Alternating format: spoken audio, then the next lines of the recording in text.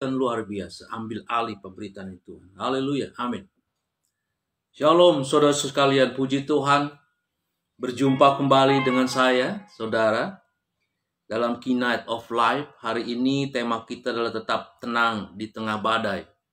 Wow, luar biasa saudara. Bisakah kita tetap tenang dikala ada badai menerpa kehidupan kita, saudara?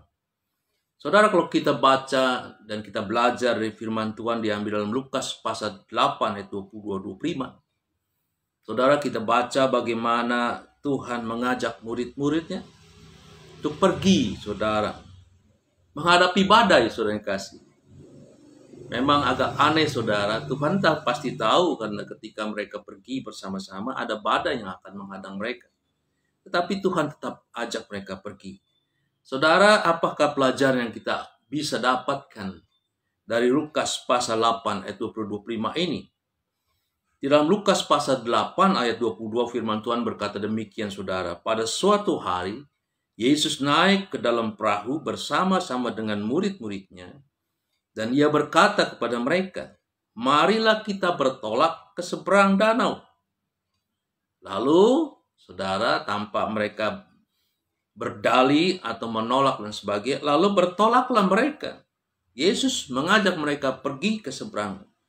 Saudara, daerah apakah yang mereka sedang tuju? Saudara, daerah itu adalah daerah Gerasa. Gerasa adalah bukan daerah orang Yahudi. Berbeda dengan mereka. Budaya dan bahasanya yang digunakan oleh Gerasa adalah budaya bahasa dari orang-orang Yunani, saudara kasih. Artinya suatu tempat yang sangat berbeda dengan bangsa dan budaya gaya hidup dari mereka, murid-murid Tuhan Yesus Kristus. Saudara, inilah pengalaman yang Tuhan inginkan bagi kita semua. Supaya kita belajar untuk tidak tinggal dalam komunitas kita dengan budaya kita sendiri, tapi keluar dan nikmatilah, belajarlah, berpengalamanlah, saudara kasih, dengan budaya-budaya yang lain. Tuhan sedang mengajarkan kepada kita bahwa hidup ini harus terus bergerak, saudara kasih. Lentur. Saudara, tidak berhenti di satu tempat atau apalagi berjalan di tempat, berlari di tempat, saudara kasih. Dan Tuhan ingin ketika kita bergerak, kita melakukan hal-hal baru. Sehingga kita punya pengalaman-pengalaman yang baru, bahkan komunitas yang baru, dengan budaya, gaya hidup, bahasa yang berbeda. Saudara, lalu kita mempunyai membentuk komunitas yang semakin luas dalam hidup ini. Tidak seragam, tapi beraneka ragam seperti bangsa kita, saudara. Haleluya, beraneka ragam. Saudara, punya pengalaman hidup yang baru. Saudara, sehingga kehidupan kita, apa yang Tuhan berikan kepada kita, karunia-karunia yang Tuhan berikan kepada kita, dan kerinduan kita, kerinduan Tuhan untuk kita pergi dan menghasilkan buah. Saudara, kita punya dampak yang semakin luas, dan buah itu bisa dinikmati bukan hanya dengan lingkungan kita, tapi lingkungan yang lebih luas lagi. Saudara, dalam rangka apa? Dalam rangka menjalankan tujuan hidup yang Tuhan sudah tetapkan, berikan kepada kita untuk pergi dan menghasilkan buah. Kita adalah duta-duta Kristus yang Tuhan perintahkan untuk pergi. Haleluya, untuk memberitakan Injil, untuk memberitakan perbuatan-perbuatan besar dari Dia. Saudara, Tuhan Yesus tahu ada badai, tetapi Tuhan tetap perintahkan mereka untuk pergi. Tuhan mengajarkan kepada kita bagaimana cara menghadapi badai supaya kita semakin dewasa dan punya pengalaman yang luar biasa untuk menghadapi hidup ini, saudara. Haleluya. Memang Dia tidak pernah berjanji hidup ini selalu lancar, tapi Dia berjanji, Dia memberikan kekuatan, penyertaan dalam hidup kita. Saudara, luar biasa, saudara yang kasih, kalau kita punya pengalaman-pengalaman hidup yang luar biasa. Semakin banyak pengalaman kita, semakin dewasa kita, semakin kita bisa dipakai Tuhan dengan luar biasa. Bisa menjadi berkat dan penolong bagi orang-orang yang membutuhkan kita. Yang mungkin pernah mengalami hal yang sama seperti kita, saudara kasih. Tuhan tidak pernah berjanji, saudara, kepada kita air laut selalu tenang, langit selalu biru. Tapi Tuhan berjanji, Dia adalah Tuhan yang setia. Dia tetap bersama dengan kita, bahkan Dia ikut serta merasakan apa yang kita rasakan. Hanya Dia tidak pernah berbuat dosa. Saudara yang kasih, di tengah badai, kita diuji, saudara yang kasih. Semakin dewasa, di tengah badai, kita belajar untuk tidak panik, tetap tenang. Saudara yang kasih, di tengah badai itulah, saudara, kita punya pengalaman-pengalaman yang luar biasa bersama Tuhan. Di tengah badai kita melihat kuasa Tuhan bekerja atas hidup kita. Haleluya, puji Tuhan. Persoalannya kenapakah para murid panik, saudara? Lalu dia punya pemikiran bahwa mereka akan binasa ketika badai datang. Padahal, saudara kasih, mereka berangkat bersama dengan Yesus dan diperintahkan oleh Yesus untuk pergi. Saudara, tapi dia lupa semua perkara itu. Dia menjadi panik dan dia berkata, Tuhan, kita akan binasa. Wow. Bersama Tuhan dia berkata demikian, dia lupa siapakah Yesus yang telah bersama dengan dia. Saudara, kita belajar minimal ada 3 penyebabnya. Saudara, di dalam Lukas pasal 8 ayat 3, firman Tuhan berkata demikian, dan ketika mereka sedang berlayar, Yesus tertidur. Haleluya. Saudara, artinya mereka walaupun ada Yesus di situ, mereka sedang melakukannya dengan kekuatan yang sendiri. Ia tidak melibatkan Yesus. Mereka membiarkan Yesus tertidur. Mereka mengandalkan kekuatan sendiri, lupa ada Yesus bersama dengan mereka. Karena Yesus dibiarkan tertidur. Saudara, kadang-kadang seperti itu dalam kehidupan kita. Kita menganggap bahwa kita mampu menghadapi hidup ini. Lalu coba kita kendalikan menjadi nakoda kapal kehidupan kita. Kita tidak pernah melibatkan Tuhan. Kita tidak pernah bertanya kepada Tuhan. Kita tidak pernah mengajak Tuhan untuk bersama-sama mengemudikan kehidupan kita. Padahal Tuhan berkata, engkau bukan hamba tetapi sahabat bagiku. Seharusnya kita mengerti kalau sahabat, kata Tuhan, tidak ada yang disembunyikan bagi dia. Semuanya diberitahukannya. Haleluya, alangkah luar biasanya, saudara. Kalau Tuhan memberitahukan apa yang harus kita lakukan. Minimal Tuhan meneguhkan apa yang kita lakukan dan menyertainya dalam setiap apa yang kita lakukan. Oleh karena itu, libatkanlah Tuhan. Saudara, Tuhan ingin lebih dalam lagi dalam kehidupan kita. Dia tidak ingin tinggal di luar dari rumah kita di teras. Tapi dia ingin menjelajah setiap ruangan dalam rumah kita. Dalam kehidupan kita. Bahkan dia ingin makan bersama-sama dengan kita. Menikmati hidup bersama-sama dengan dia. Seharusnya, saudara, Tuhanlah yang memimpin hidup kita. Bukan ego kita. Bukan karena kehebatan kita, bukan karena pengalaman kita. Bukan karena kita menganggap kita punya pengalaman yang luar biasa untuk menghadapi hidup ini. Dan pengalaman itu adalah pengalaman yang selalu berhasil kita tetapkan. No, saudara kasih, belajarlah merendahkan diri di hadapan Tuhan. Ajaklah dia, berkomunikasilah, berdoa padanya. Seringkali kita tidak merasakan kehadiran Tuhan. Bukan karena Tuhan tidak ada. Sesungguhnya Tuhan bersama dengan kita. Tetapi kita biarkan ia tidak aktif. Dia hanya mengamati. Bahkan kalau di dalam cerita ini, ia tertidur, saudara kasih. Walaupun sebetulnya bagi kita Tuhan yang adalah roh adalah Tuhan yang tidak pernah tidur. Dia selalu mendengar dan dia selalu memperhatikan kita.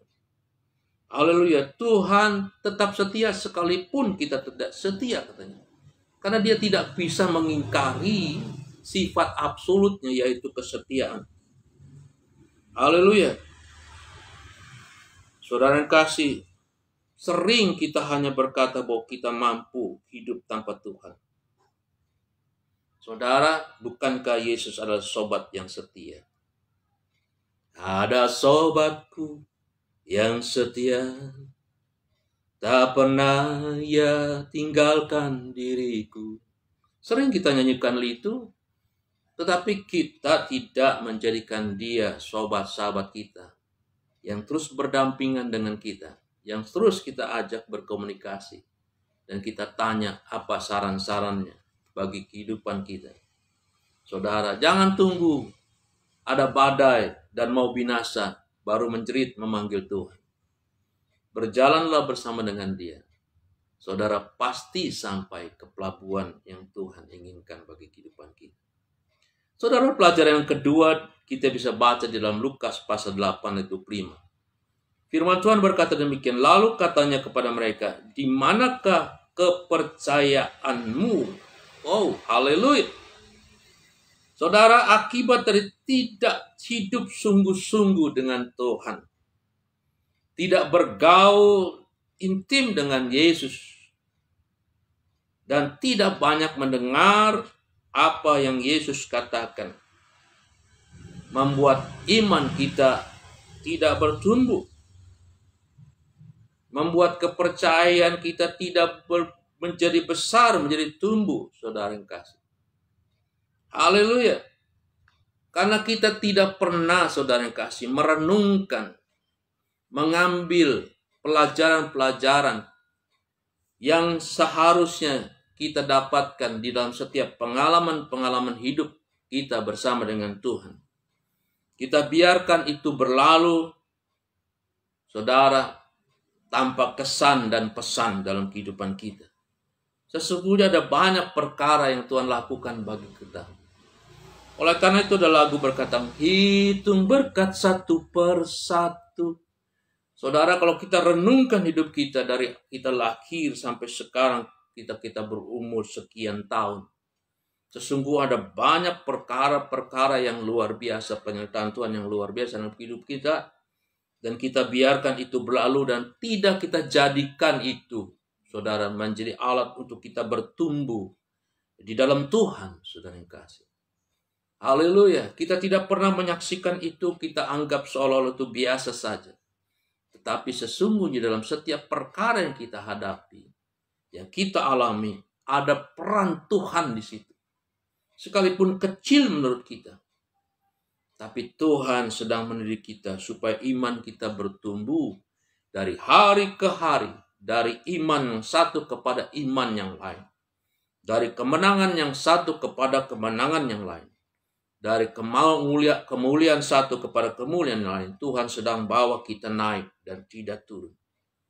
Saudara, jangan sampai Tuhan bertanya seperti bertanya kepada murid-murid, di manakah kepercayaanmu ketika badai itu datang dan kita menjadi panik? Tapi tenanglah, saudara yang kasih. Saudara, Roma pasal 10 ayat 17 berkata, jadi iman timbul dari pendengaran dan pendengaran oleh firman Kristus. Mari saudara yang kasih, setiap kali ada pengalaman-pengalaman hidup, belajarlah dari firman Tuhan. Pencerahan, nasihat, apakah yang Tuhan berikan melalui firman-Nya. Setiap kali kita mengalami atau kita punya pengalaman dalam hidup ini. Saudara, yang menyebabkan murid-murid menjadi panik dan tidak tenang ketika badai itu datang karena kurang percayanya mereka kepada Tuhan. Haleluya. Karena mereka tidak menyadarinya bahwa Tuhan yang bersama dengan mereka adalah Tuhan yang sanggup menghadapi badai seberat apapun juga. Saudara, tidak ada yang terlalu sulit bersama dengan Yesus. Bersama Yesus kita melakukan perkara-perkara besar. Bersama Yesus kita sanggup menanggung segala perkara. Ia pencipta dan penguasa dari segala-galanya. Dan tidak ada perkara di dalam hidup ini, saudara, yang terlalu sulit bagi dia untuk menolong kita. Kecil, saudara kasih. Maut saja sudah dikalahkan. Dia sudah membuktikan itu di kayu salib. Tetelestai, semuanya sudah selesai. Dan roh yang di dalam diri kita adalah lebih besar dari dalam roh dunia ini. Aktifkan itu. Percayalah bahwa Tuhan mengasihi saudara dan tidak pernah tinggalkan kita. Puji Tuhan, saudara kasih. Kalau Roh Kudus ingatkan saudara kepada Tuhan yang bersama dengan saudara, segera kembali kepada Dia. Tak usah ku takut, Allah menjagaku. Tak usah ku bimbang, Yesus peliharaku. Tak usah ku cemas, Roh Kudus hiburku. Saudara, lagu ini lagu yang luar biasa. Saudara nyanyikan itu. Karena iman yang Tuhan anugerahkan kepada kita adalah iman yang bisa mengalahkan dunia ini. Haleluya, iman yang membawa kita kepada kemenangan. Iman yang membuat kita tidak tergoyahkan. Itu anugerah yang besar. Alat yang besar. Perisai itu Tuhan berikan kepada kita. Senjata iman itu adalah perisai seperti perisai, Tuhan kasih. Dia bisa menangkis segala sesuatu yang mencoba melemahkan kita. Menggoyahkan, Tuhan kasih. Iman kita. Dia bisa tangkis dengan iman. Dengan tameng. Yaitu iman, Tuhan kasih. Membuat kita tidak goncang. Apalagi menjadi takut dalam menghadapi gelombang kehidupan ini. Saudara, iman itulah yang membuat kita berkenan bagi Tuhan. Yang berkenan bagi Tuhan. Iman itulah, saudara kasih, yang membuat kita percaya Tuhan itu ada. Dan Tuhan membalas, memberikan upah kepada setiap kita semua yang percaya kepada Dia. Pelajaran yang ketiga supaya tetap tenang di tengah badai kehidupan ini.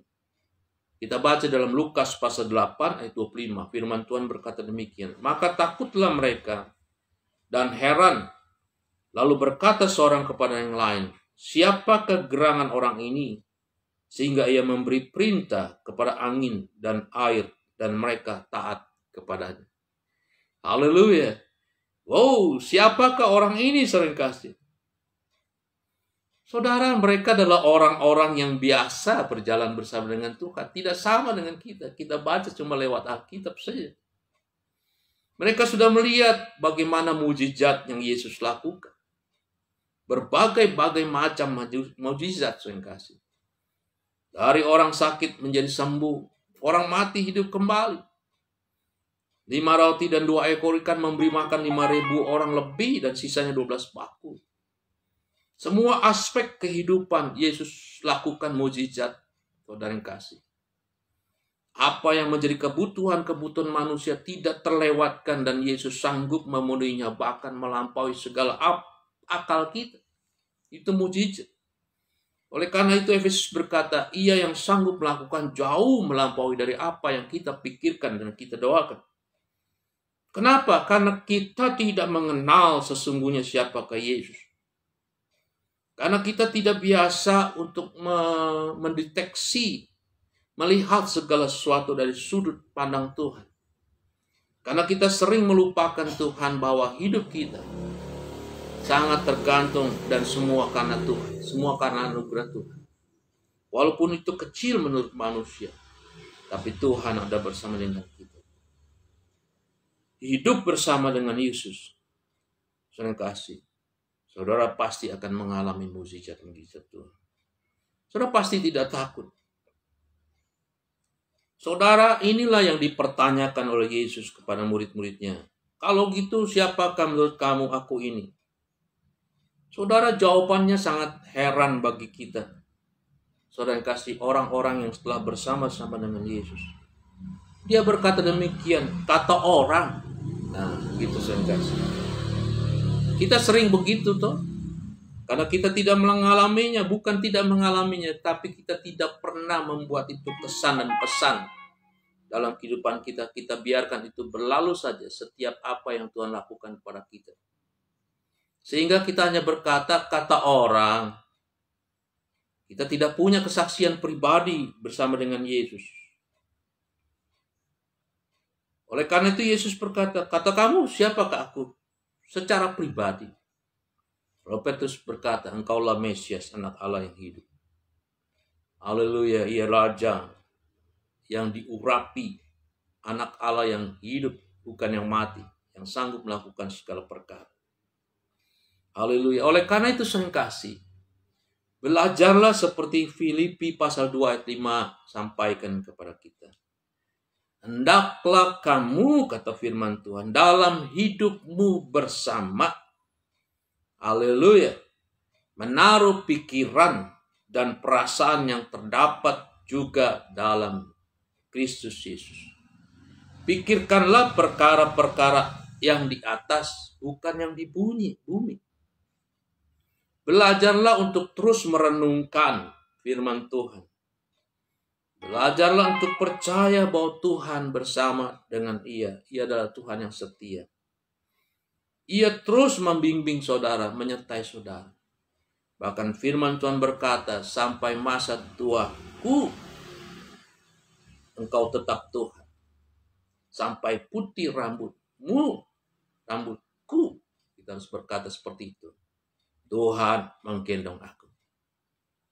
Itu iman yang menyatakan bahwa Tuhan setia melampaui segala saudara kasih, pikiran dan doa kita. Ialah Tuhan, saudara kasih, yang melakukan segala perkara. Kebesaran Tuhan itu ada di badai, bahkan badai kehidupan. Mazmur mengatakan demikian, saudara kasih. Dalam Mazmur pasal 29 ayat 34. Suara Tuhan di atas air. Allah yang mulia mengguntur. Tuhan di atas air yang besar. Suara Tuhan penuh kekuatan. Suara Tuhan penuh semarak. Jadi saudara kasih, jangankan air.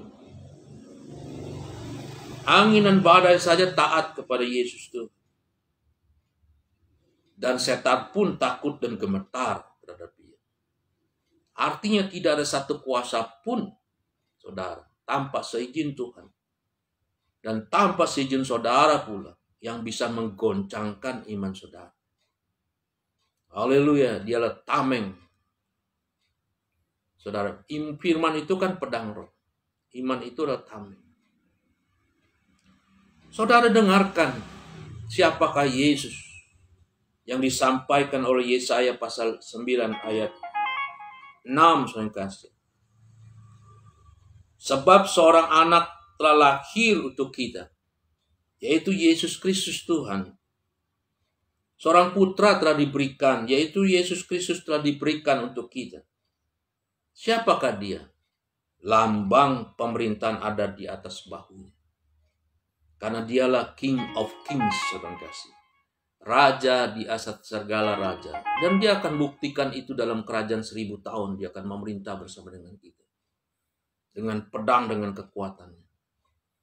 Walaupun sesungguhnya sekarang dia sedang duduk di atas tahtanya sebagai raja di atas segala raja. Tapi sekali lagi, dia akan buktikan itu, saudara kasih. Dia bukan orang, bukan Tuhan yang omong doang atau hasil imajinasi manusia. Tapi dia adalah Tuhan yang menyatakan dirinya, siapakah dia sesungguhnya. Oleh karena itu dia rela merendahkan dirinya dan taat sampai mati di kayu salib. Dia rela untuk menjadi manusia, meninggalkan saudara kasih. Saudara, ketidakbatasannya, saudara kasih, unlimitednya itu saudara kasih. Untuk menjadi yang limited, makhluk yang limited sebagai manusia. Supaya dia bisa memperkenalkan dirinya, siapakah dia sebenarnya. Dan sebagai makhluk yang limited, yang terbatas itu, dia menyatakan kuasa yang tidak terbatas. Dan nanti pun dia akan menyatakan sebagai orang yang punya lambang pemerintahan di atas baunya. Memerintah sebagai raja di atas segala raja. Oleh karena itu namanya disebut sebagai penasehat yang ajaib. Ada banyak saudara orang harus membayar sekian ratus ribu, sekian juta untuk mendapatkan seorang konsultan yang luar biasa. Hari ini saudara kasih, firman Tuhan berkata, bahwa Yesus adalah konsultan yang ajaib, bukan yang luar biasa. Tapi ajaib itu melampaui keluar biasaan. Tidak perlu lagi konsultasi dari manusia. Cukup dengan Yesus saja. Saudara akan mendapatkan perkara-perkara yang luar biasa, yang tidak pernah terpikirkan, yang tidak pernah kita lihat, yang tidak pernah dalam hati kita. Dia sanggup memberikan itu, mensingkapkan itu bagi kita semua. Dia adalah Allah, bukan sekedar Allah, tapi Allah yang menyandang, Allah yang perkasa. Haleluya, saudara yang kasih. Keperkasaannya itu, kedahsyatannya itu, kesanggupannya dia itu buktikan, saudara yang kasih. Dia adalah Bapa yang kekal. Kalau kita bicara dengan Bapa, maka dia berkata, Bapa di dalam dunia ini tahu bagaimana kalau anaknya minta roti, diberikan roti. Bapa dalam dunia ini tahu kalau anaknya haus, diberikan minum. Diberikan kebutuhan, apalagi Bapamu yang di surga. Saudara yang kasih, dia tahu segala apa yang menjadi kebutuhan kita, bahkan bukan untuk hari ini, untuk hari esok, karena dia adalah Bapa yang kekal. Artinya Bapa yang tidak bisa dibatasi dengan waktu. Haleluya. Dia tahu, dia desain saudara untuk masa depan yang penuh harapan dan damai sejahtera. Oleh karena itu tidak ada lagi Tuhan yang bisa kita andalkan dan kita percaya. Hanya Yesus Tuhan, saudara. Dan dia disebut Raja Damai. Haleluya, puji Tuhan. Saudara, kedamaian itu sangat mahal. Saudara, ada banyak orang membayar sekian ribu, sekian ratus, sekian juta untuk mencari damai. Di dalam dunia ini, ku cari damai katanya, tapi tidak kutemukan. Habis uangnya untuk mencari damai. Dari satu karaoke ke karaoke yang lain. Dari dunia kegelapan yang satu kepada dunia kegelapan yang lain. Dari nightclub satu ke nightclub lain. Dari satu kota ke kota yang lain. Keliling dunia untuk mencari damai. Habis sekian ratus juta. Sekian banyak waktu terbuang untuk mencari damai. Tetapi damai yang sesungguhnya kita hanya ketemukan, yaitu kepada pribadi yang disebut Raja Damai. Oleh karena itu dia berkata demikian, damai sejahtera telah kuberikan kepadamu. Damai sejahtera yang kuberikan tidak sama dengan damai sejahtera yang diberikan oleh dunia ini. Damai sejahtera yang kuberikan kekal selama-lamanya. Oleh karena itu bergaullah dengan dia, saudara yang kasih. Sembahlah dan pujilah dia, saudara yang kasih. Haleluya. Libatkan dia, jangan biarkan dia tertidur. Dengarkanlah suaranya sekalipun lembut, dan rasakanlah hadiratnya dalam kehidupan saudara. Dan semua itu bisa kita lakukan ketika kita taat kepadanya. Dan kita pasti tetap tenang di tengah badai kehidupan. Amin. Tuhan memberkati saudara sekalian. Selamat menikmati liburan bagi yang sedang berlibur. Dan selamat menikmati aktivitas yang masih beraktivitas, yang masih bekerja. Bagi saudara yang butuh pelayanan atau doa, silakan hubungi kami. Karena kami ada untuk melayani saudara. Puji Tuhan. Kami dari Sinode Gereja Christian Ministry Church, Gereja Ephata Victory Ministry. Tuhan memberkati saudara sekalian. Amin.